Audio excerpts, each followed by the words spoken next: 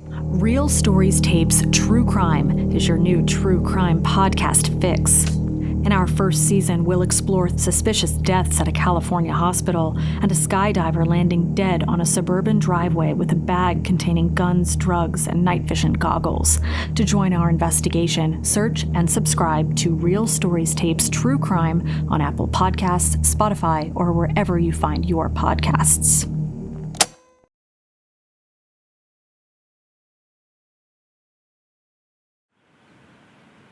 Nobody can naturally just vanish. During the summer, I sometimes come out for a walk and maybe take the dog with me. We normally come along here, and as you can see in front of us, that's Box Hill. That was the last place that she was seen. I don't think she planned to disappear at all. And I think something terrible has happened to her, and she's more than likely still up there. Somebody knows where she is. One of the important roles of a journalist is asking questions on behalf of the public that are uncomfortable to ask. Every now and again, there's a story that just niggles away at you. You can't quite forget. The disappearance of Ruth Wilson is one of those stories. In 2002, I wrote an article about missing people. The case of Ruth Wilson really affected me. It was so unusual, such a peculiar and mysterious case of a 16-year-old who went missing in the Surrey Hills in 1995. There were multiple appeals for Ruth to come home, and it was her family's belief that she was out there somewhere. The official version suggests this is a missing persons case. This is unresolved. There is no evidence of any crime, and that is absolutely correct. I still, all these years later, am haunted by the belief that that wasn't the whole story.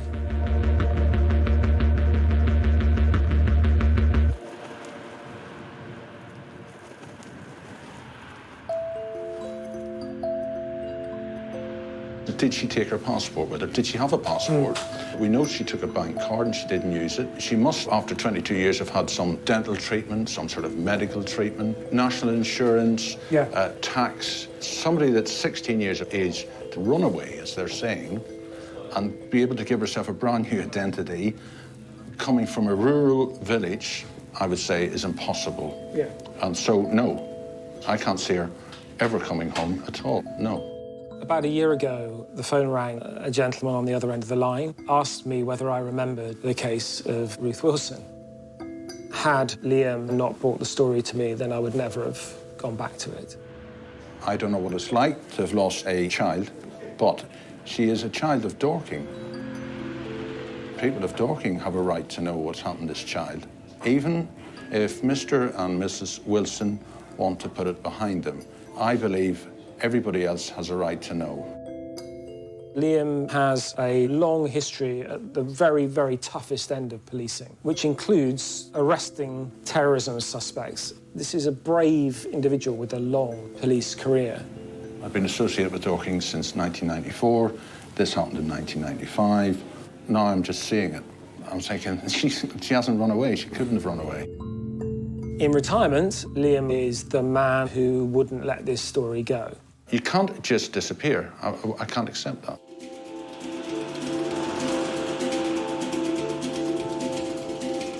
She set out for school on a November morning in 1995. She decided that she didn't really want to go that day. Instead, she was going to go and work in the library. She had sent a bunch of flowers to her stepmother to arrive 2 days later, and we don't know why she did that. She ordered a taxi to take her up to a local beauty spot, Box Hill in the Surrey Hills, and she simply stood by the side of the road, and that was the last time that Ruth Wilson was seen alive.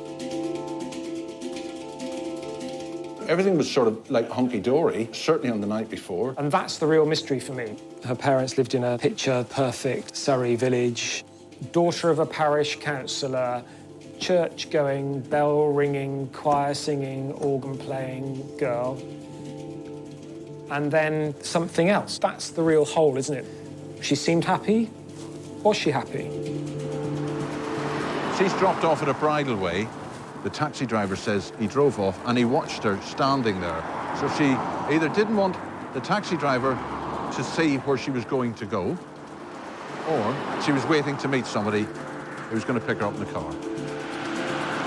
This should have been treated as suspicious from the very beginning. Once it became clear that there were things to be uncovered about this story, and that in my role as a journalist I could maybe help with that, then yeah, it didn't take long for me to decide that that's what I was going to do. It is getting a bit chilly. So. I was going to say it's a bit chilly, you know. I've always felt that this is a beautiful part of the south of England. I think that Surrey is an extraordinary county, and people laugh about the home counties and suburbia, but who wouldn't live here if they were given half a chance? Absolutely, yeah. This is part of the story, isn't it? This is why murder mysteries and detective stories are set in these beautiful parts of the countryside, because you can't imagine something terrible happening here, and when something terrible does happen, it makes it all the more shocking. When you spend 30 years looking at cases like this, it's something that doesn't go away. It's quite frustrating because you know there's not really much you can do about it. You're not part of a team anymore. It's not your job anymore. You haven't got access to resources. This was a case that came to Dorking Police. I put in a Freedom of Information request saying that I would like to have a look at the file and some of the statements. The reply I got was, no, we're investigating it as a crime. They just said missing people are classified as a crime. So, you know, and they couldn't share any information with me beyond the appeal because they didn't want to expose any police methodology. My next step was trying to get in touch with Mr. and Mrs. Wilson. I sat down and wrote a letter to the family explaining who I was and would they mind if I came along and spoke to them about it. I got no response to that either, so... What's really difficult is moving beyond what you already know to have happened onto what you think might have happened. So I'd like to speak to local residents of the village that she lived in, her family, her friends. We know that she spent a lot of time with her ex-boyfriend over that weekend. We knew that he was called William. Along with the name of the school, I've managed again on Facebook to find him. I mean, it's not the most sophisticated of investigative techniques. I would very much like to talk to you about a story I'm researching into a missing persons case from 1995. I believe you knew Ruth Wilson, and I would very much like to talk to you if that's something you could face. I'm trying to find out what happened to Ruth. Without the support of the police, without the support of the family, and going on newspaper clippings and anything else that's written on the internet, and that's just too frustrating because I can't get any further forward with it. And we're now 7 years down the road, and I still haven't got any further forward with it. Why are you still doing it? What did you say? He used to phone me at night time and say he couldn't sleep because it was going over in his brain. Yes. Like he couldn't sleep. And he used to open up a bottle of whiskey or something because you knew that there was nothing you could do about it. It has kept him up at night. It has kept him up at night.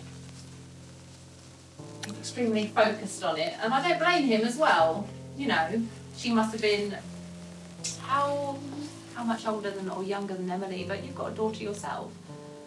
You know, I've got a 16-year-old daughter, and it's something relatable, really. Very relatable if your daughter just went missing and there was no reason for her. She wasn't the kind of girl that would run away. If that was my daughter, I don't think I could ever rest. Anybody that offered any genuine form of assistance, I would accept it. I wouldn't ignore it. I'm leaving a message for Ian Wilson. It's Martin Bright calling here. I've got to this stage where I'm thinking, hold on, hello, am I the only one that is interested in what happened to Ruth? I'm just calling you out of courtesy, really, to say that the story has developed further. They've accepted she's gone missing, and that's it. I find that hard to believe. I really do. I'm in the process of now working to tell the story. Obviously, it's important that you should know that this is happening. Bye-bye. Looking at the circumstances of the case, I now don't believe that Ruth Wilson is alive. I will tell you what my theory is. There is somebody from the community responsible for that wee girl going missing. It looks to me that she met someone and something happened. The end game is, if nothing else, to make this fellow sweat. Don't go to sleep with a clear conscience, because there'll be more people like me out there that'll take an interest in this case. It's as simple as that.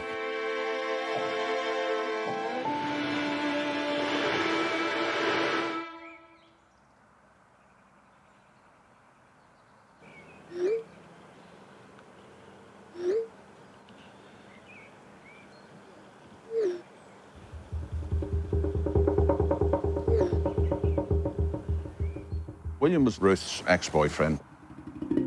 It appears they used to hang out quite a lot. He should know quite a lot about Ruth.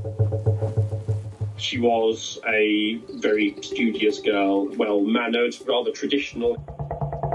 She was not cool. She was not cool. Her dress sense was unconventional as well. I think, perhaps she didn't really have that maternal relationship to know how to bring herself out of a shell as a young woman as opposed to a young girl. I'd picked up over the years that Ruth's real mother had died in rather tragic circumstances. She had fallen down the stairs. What do you think when you think about Ruth, and what do you think happened? I had that suspicion at some while that there was somebody else involved. I feel somewhat lost and a little bit numb about it, really, and I think my mind has shut off any of the emotional attachment to it. It didn't really have a desperately sad effect on him. He didn't feel that he'd been hugely affected by it. It did make me think at that point, well, so who was looking out for Ruth then?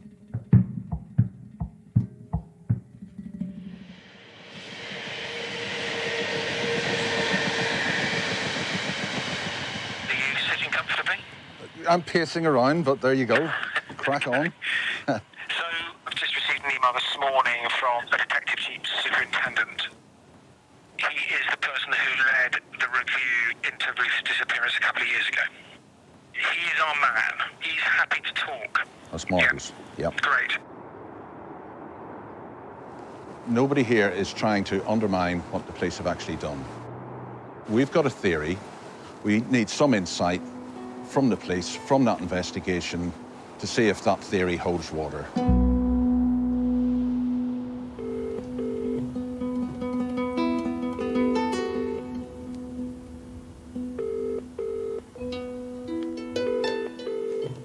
There really do have to be people out there that remember Ruth, care about Ruth, are thinking about her. I'd like to talk to some people in the village.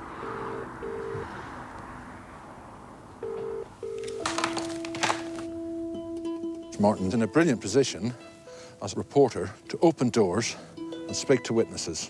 Something I could have done years ago when I was in the police force. But, of course, I've retired. I can't do that now.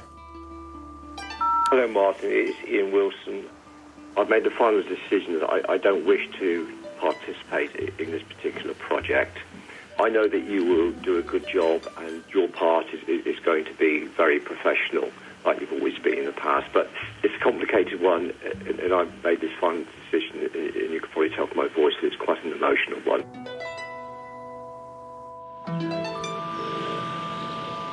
We've been talking to some people in the village. They're loath to talk without the say-so of Ian Wilson. I did call the tower master. He wasn't surprised that people weren't talking because people were suspicious of journalists in Betchworth, apparently. Ruth has vanished in more ways than one. She vanished on Box Hill that day, and this has been largely a forgotten story.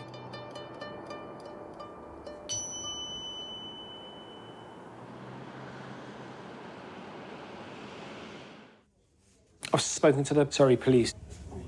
They've pulled back. They are worried that what we are doing is going to be critical of them. They're worried that we're looking back at the original investigation and we're going to say that there are flaws in it. It's a little bit disappointing. We're simply going to have to go down a different route.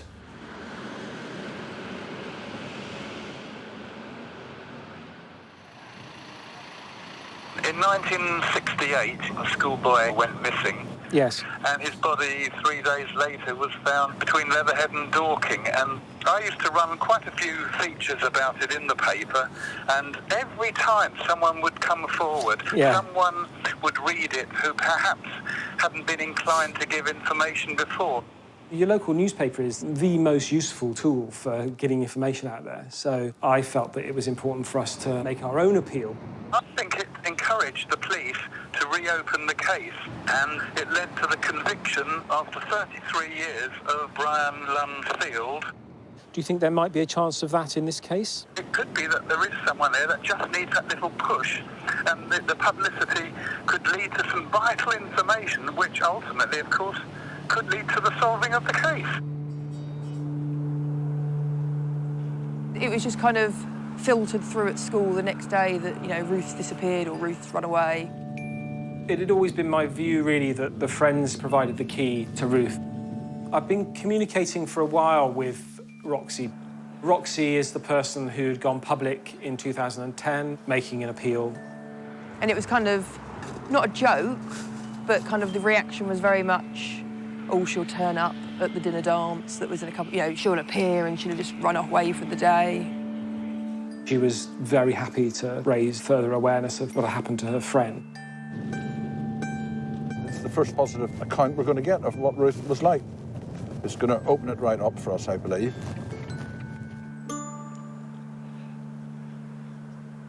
We're a nice group of girls. We were. We certainly weren't the cool girls. No, Ruth's interests were reading, Music. I went out on a whole day bike ride with her around the village of Betchworth and Brockham. You used to get kind of bullied and pushed about a bit by the cool kids and, you know, excluded from some things, I suppose, maybe because of that. Yeah.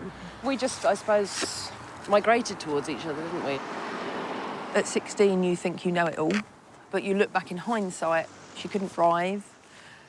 As far as I'm aware, she didn't have a passport. She didn't have a massive wage that she could have stockpiled money and disappeared on. So you have to ask yourself the question that where could she have disappeared to for 22 years? And I'd also like to think that if she was still alive, there's been numerous appeals over the years that have said at the bottom of them, you know, just get in contact with the Missing Persons Charity and we can pass a message on, just let us know in some way that you're safe. I would like to think that she would have done that. If someone could come forward with new information that we've been looking for the past 22 years, even if it didn't seem like anything at the time. Yeah, just get talking about it. Yeah. Yeah. Thinking about the day she left, do you think this was a spur-of-the-moment thing? Was this something she'd been planning? What's your thinking there? My belief is that she had planned to do something. Quite what, I don't know. But I believe that she had intended to be away from home. I don't know whether that was to be permanent, temporary. I'd also like to believe that someone knows what's happened. Yes. Because obviously the last confirmed sighting was up here. And beyond that, we don't know. Yeah. We don't know. But I do believe that she did intend to go missing.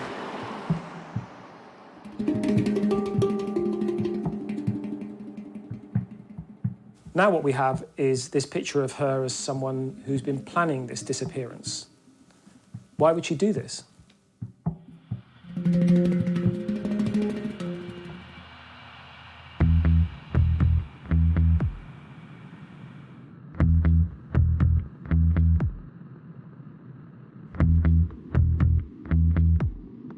The hope is that by seeing an article in the local newspaper, people will talk to each other, remember the case, remember the disappearance. This is the chance to bring Ruth back to life before she's forgotten forever.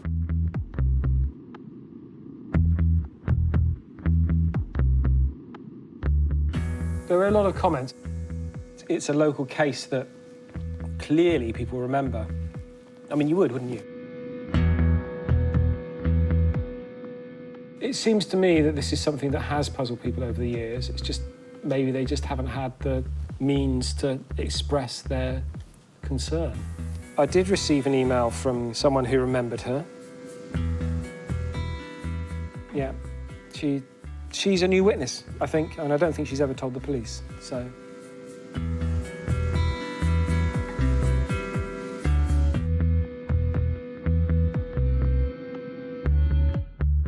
Hi Liam, it's Martin here. How you doing? I had a very long conversation with Catherine, who's another friend of Ruth's. Okay, yes. One of the things that brought them together is they were going through similar troubles. Oh, all right. And in fact, Catherine ran away from home at the same time. Oh, really? Okay. It just confirmed that this wasn't some sort of mysterious disappearance of a girl who was otherwise happy. As far as we're concerned, she's got this very happy middle-class life. This was a deeply unhappy girl who was talking to her friends about leaving. What was really going on behind closed doors? What was really going through her head during those days?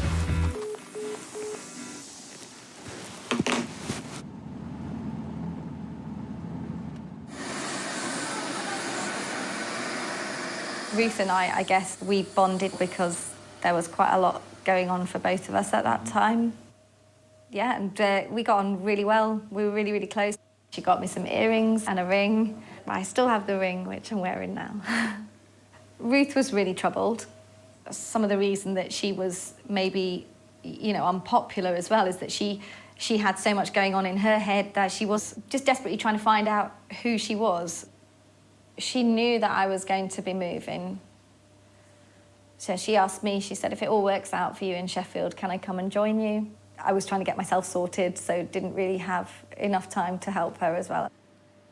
Once you'd gone, did you hear from Ruth again? No, it was obviously a time without mobile phones, so I was ringing my parents 2 or 3 times a week. They told me that Ruth had gone missing shortly after I'd gone. And what did your mum think about it? Written down, Ruth Wilson missing, 4:30 p.m. It was the 27th. You had your sleepover, I remember, on the 11th of November. It was just after that when Ruth came to stay with us again, and she didn't want to go home. And I was very, very unhappy and uncomfortable about it. Can you remember why she said she didn't want to go home? No, she didn't say why. She just really didn't. As a mother at that time, it disturbed me greatly. Why do you think she was so desperate? I think her whole childhood was based on a foundation of secrecy and lies. She knew that her real mother was dead. Mm-hmm. She told me how her mum had died. Right. She knew her mum had fallen down the stairs. Yeah. But something obviously didn't add up for her. Yes. So she pursued it and looked for the truth. Right. And found it. Yeah. It's a bit of a shocker, eh? I can't imagine anything more shocking. Yeah. So we found the death certificate. What did you find in it? What did it say in it? I'm going to show you. You see? And there you go. Mm. She told me that she found out her real mum had committed suicide. Yeah. I'm still trying to kind of work all this out. We know the circumstances of the day up until the point that she went missing. What's your reading of what happened? I think she had every intention of killing herself. Why do you think that? Why do you... Because one other way you could look at it is that she was planning to meet someone up on Box Hill. Why do you think it was... Had she talked about suicide? She hadn't, up to that, you know, she hadn't spoken about it. She'd spoken about running away and, well, not running away, but, you know, going somewhere else. But I don't think there was anywhere for her to go. I think she was really distressed that day. That was the day it all kind of unravelled and fell apart. But as we know, you know, the police have been looking, everybody was looking, nobody was found. When I read about her disappearance and that she'd been to the florist and ordered these flowers, I just know that is Ruth. Almost like a dark, practical joke that she was playing on her stepmother. It was, stick 2 fingers up kind of thing, yeah. Right. You know, this is what I'm planning and I'm doing it, and there's a stubbornness about her.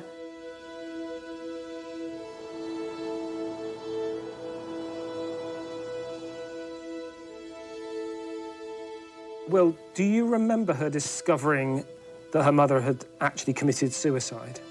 That didn't get disclosed to me. The words that were used to me were that she'd fallen down the stairs and broken her neck. It was only a matter of time before she found out the truth. Ian Wilson has issued a statement. Until this point, the Wilson family was not cooperating in any way, but they clearly felt they needed to respond to what we had discovered, reacting to the idea that her whole childhood was built on secrecy and lies. Ian Wilson says this: "Her family are extremely hurt by this statement and do not recognise this view of Ruth's childhood. Ruth always knew about her biological mother's death, but not the exact cause. Sadly, we now know that before her disappearance, Ruth had discovered the tragic circumstances of her mother's death. But equally sadly, she chose not to discuss or question this with any family members." I mean, she is lost, and she was lost. We know the intention was there, to disappear or go somewhere, but the mystery is what happened next.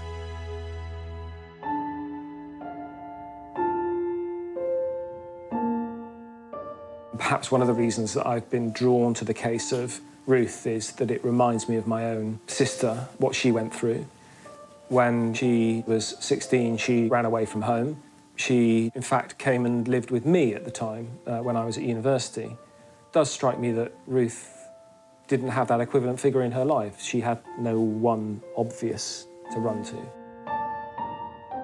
I was under the impression that Ruth was happy at home and more or less liked her life, that she had no reason to run away. Everything's the opposite to what I thought. And we've only found that out from speaking to her friends. There's absolutely no doubt we'd never have revisited this case had it not been for Liam's interest. Liam not wanting to let this lie. I know he's found it difficult at times and frustrating. Until we know whether she went up to Box Hill to commit suicide, whether she went up to Box Hill to meet someone, whether she was abducted, whether she was murdered, whether she went off to find a new life with a new identity. Until we know, it's very difficult to let this rest. What made her go up on that hill on that day? What was going through her mind at that time? What strikes me is this lack of curiosity. Some element of this is to do with professional pride. This was a particular portrait that I was helping create of a essentially happy family that had lost their daughter inexplicably. So I was implicated in the process of furthering that particular narrative, which was inaccurate. And that does annoy me. I mean, that's something that I feel shouldn't have happened. Liam's had a long career as a police officer, and something has really irritated him about the way that he believes this young girl who went missing has not been taken seriously. I have been struck by Liam's commitment and believe also that he deserves some sort of closure now too. I think it's likely she was meeting someone. Yeah, I think she was dressed to jump into another car. Disappeared, but still alive. New identity, very difficult. Very difficult.